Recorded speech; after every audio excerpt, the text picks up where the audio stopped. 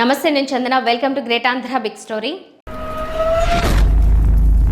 ఈ రోజుతో 75వ ఏట అడుగు పెడుతున్నారు తెలుగుదేశం అధినేత చంద్రబాబు నాయుడు. ఆయన పుట్టినరోజు నేడు. ఎన్టీఆర్ స్థాపించిన తెలుగుదేశం పార్టీని 80వ దశకంలోనే అనధికారికంగా తన చేతిలోకి తీసుకున్నారు. పార్టీ వ్యవహారాలను తెరవెనుక ఉండి నడిపిస్తూ తన వర్గాన్ని పెంచుకుంటూ వెళ్లారు.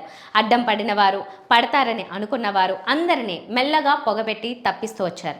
రాష్ట్ర స్థాయిలో పార్టీని నడిపించేది తను తప్ప మరెవరూ లేరు, ఉండకూడదు అనే దిశగా ప్రణాళిక వేసుకుంటూ వెళ్లారు. నందమూరి కుటుంబం నుంచి ఇబ్బంది ఎదురు కాకూడదని బాలకృష్ణను వియంకుణ్ణి చేసుకున్నారు. తోడల్లుడు దగ్గుబాటిని కూడా పార్టీలో లేకుండా చూసుకున్నారు. పెద్ద అడ్డంకి అనుకున్న లక్ష్మీ పార్వతిని పెద్ద బూచిగా చూపించి ఏకంగా పార్టీనే తన సొంతం చేసేసుకున్నారు. ఆ తరువాత ఇక తన కొడుకు సంగతి చూడటం ప్రారంభించారు. కొడుక్కు పోటీ అవుతారు అనుకున్న జూనియర్ ఎన్టీఆర్ ని మెల్లగా తనంతట తాను దూరం అయ్యేలా చేశారు. లోకేష్ తోడలుణ్ణి ఎంపీకి పోటీ పెట్టారు. బాలకృష్ణను కేవలం హిందూపురానికే పరిమితం చేశారు. ఇలా అన్ని విధాల తెలుగుదేశం అంటే తాను తన కొడుకు అనే విధంగా డిజైన్ చేశారు. బాగానే ఉంది. ఈ వయసులో కూడా కష్టపడుతున్నారు. పార్టీని నిలబెట్టేందుకు శతధా ప్రయత్నిస్తున్నారు. కానీ ఏ వ్యాపారమైనా, ఏ సంస్థ అయినా, ఏ వ్యవస్థ అయినా భవిష్యత్తు గురించి ఆలోచించాలి.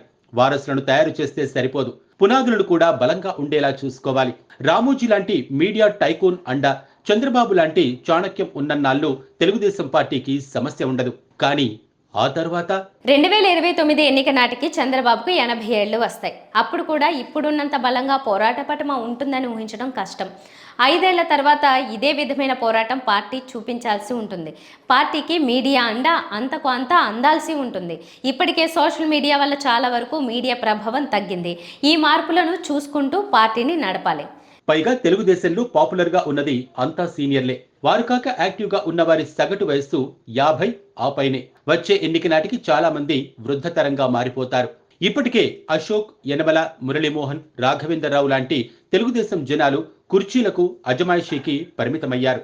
మొత్తం కొత్త యువతతో లోకేష్ పార్టీని ముందుకు నడపాల్సి ఉంటుంది. చిరకాలంగా అజమాయిషీకి లోబడి పనిచేస్తూ వచ్చిన వృద్ధతరం సంగతి వేరు. వాళ్ల దగ్గర కాస్తైనా లాయల్టీ ఉంటుంది. కానీ యువత లెక్క వేరు. ఇట్టే కంపెనీలు మారే తరం ఇది. ఇలాంటి వారిని కంట్రోల్లో ఉంచుకుంటూ పని చేయించడం అంటే అంత సులువు కాదు. కానీ చంద్రబాబు ఆ దిశగా చూడటం లేదు. ముందు అధికారం చేతిలోకి వచ్చేస్తే వైకాపాను, జగన్ను అణిచేయొచ్చు అనుకుంటున్నారు. కానీ పరిస్థితులు అలాగే ఉండవు. వాక్యూమ్ ఉంటే ఎవరో ఒకరు పుట్టుకొస్తారు. అది వ్యాపారమైనా, మరే వ్యవస్థ అయినా.